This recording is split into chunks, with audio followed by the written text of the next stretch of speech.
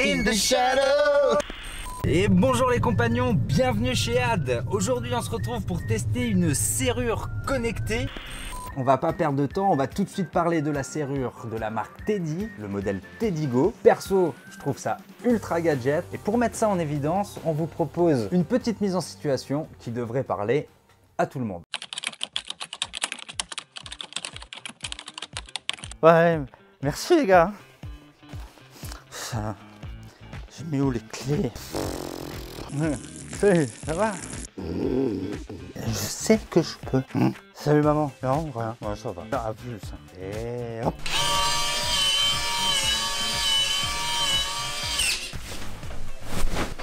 Va m'entendre. Tu te fous de ma gueule?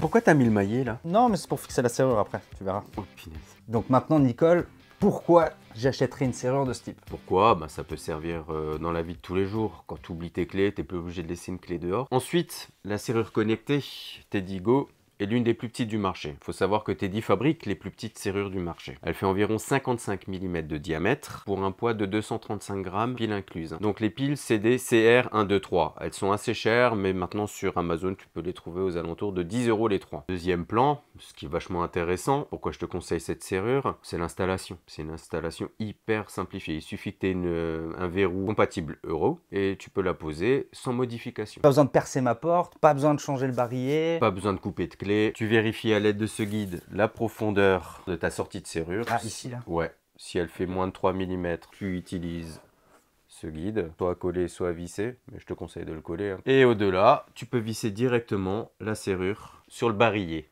Donc en gros, pour qu'on comprenne tout de suite, on garde notre clé, Ouais. on la met dans le barillet, la clé elle vient se loger et se fixer à l'intérieur et c'est tout. À l'aide de la clé Allen, tu visses les 3 petites vis et ça tient. Donc pas de modification, on garde la même clé, on garde la même serrure. Puis si t'es fort, t'arrives à la poser en 30 secondes. Et donc, niveau budget, faut compter combien pour une serrure comme celle-là? La TeddyGo, elle coûte 165 €. Si tu veux l'intégrer, il te faudra ton téléphone. Donc là on est en Bluetooth. Pas besoin de Wi-Fi, rien. Donc une certaine distance à respecter. Tu peux paramétrer la géolocalisation et l'ouverture à proximité de la serrure. Il faut vraiment être à côté pour pouvoir l'ouvrir. Ça représente quoi? 1 mètre, 2 mètres?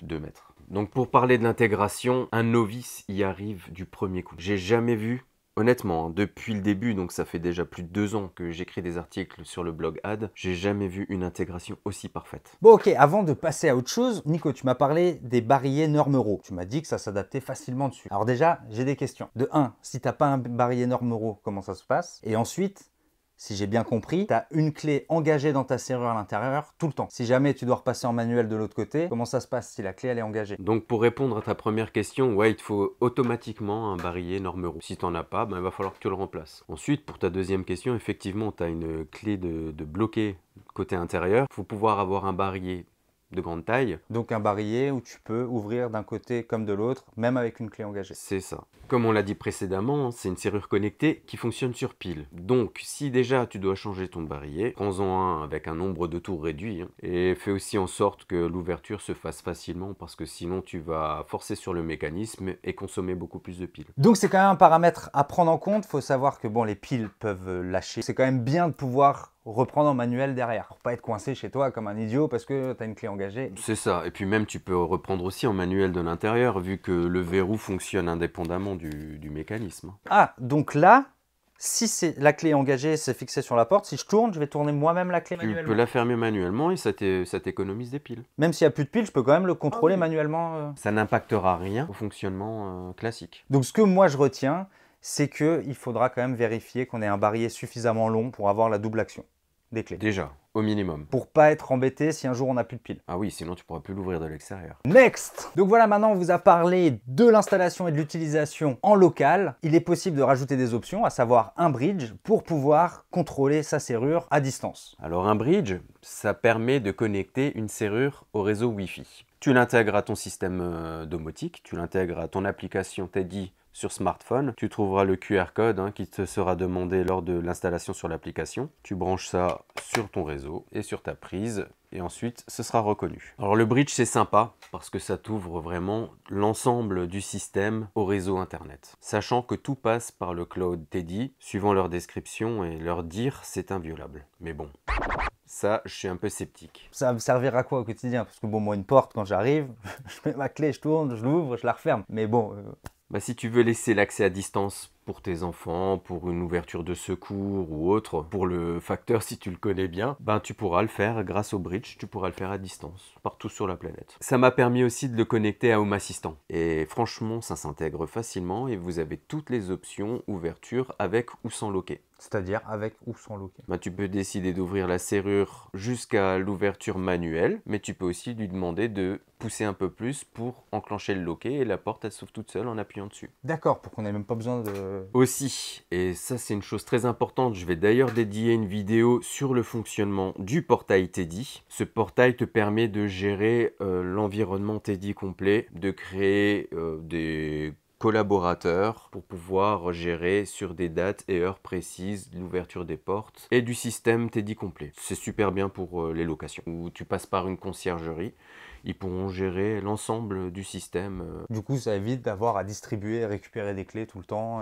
Ah oui, bien sûr. Et puis, tu peux générer justement des clés numériques pour un fonctionnement de telle date à telle date, de telle heure à telle heure. Une espèce de clé numérique éphémère. C'est ça. Donc, si je récapitule, niveau budget, on est sur 165 € pour la serrure connectée TeddyGo. Si on y ajoute le bridge, il faut rajouter 109. Donc, pour un peu moins de 280 €, on a le set complet. Le set complet est accessible depuis l'extérieur. Donc, dernière option, si vous n'avez pas envie d'ouvrir votre serrure à la toile internet, il existe d'autres options plus locales, comme par exemple le digicode. Alors, le digicode, ouais, c'est une option que tu peux rajouter soit pour l'utilisation via internet et le bridge, donc tu pourrais l'installer un peu partout. Mais si tu veux effectivement pas le brancher sur internet et que tu veux autoriser d'autres ouvertures que via un smartphone, ce qui peut être intéressant pour des jeunes enfants qui n'ont pas encore de téléphone. Donc tu peux l'installer à proximité de cette serrure, moins de 2 mètres toujours, pour pouvoir l'utiliser directement en Bluetooth. Et ainsi, tu programmes toujours via ton application une ouverture par code qui commande ta serrure. Et c'est terminé. Et est-ce que tu peux avoir plusieurs codes différents et des codes éphémères aussi? Je pense par exemple à quelqu'un qui a une femme de ménage, on ne veut pas lui donner une clé, elle a un code pour elle qui est actif tel jour et pas les autres jours par exemple. Tu peux tout faire en fait. Même en Bluetooth? Même en Bluetooth. Via l'application Teddy? Via l'application. Et ça coûte combien un truc comme ça? 99 €. Ouais, je sais, ça fait cher. Mais là aussi, le commercial Teddy m'a annoncé quelques nouveautés. Déjà, elle est compatible avec le NFC, mais pour l'instant, c'est désactivé. Tu peux pas l'utiliser. Donc, c'est pas compatible. Si, il y a le logo. C'est compatible, mais pas utilisable. Voilà. Teddy annonce une fabrication en Chine avec un prix plus contenu, un produit plus petit, l'activation du NFC, mais il y aurait aussi une activation de l'empreinte digitale. Tout ça pour 80 €, 90 €. Donc ça peut être pas mal. On dispose aussi d'une clé Allen pour accéder aux piles. C'est 3 piles AAA.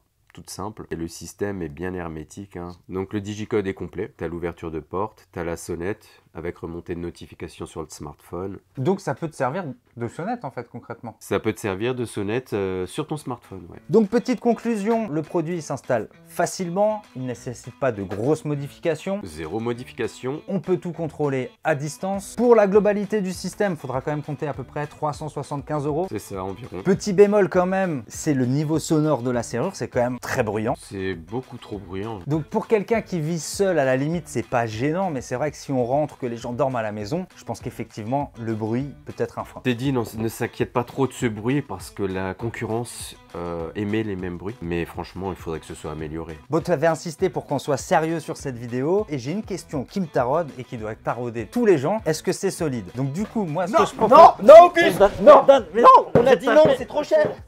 Bisous les compagnons.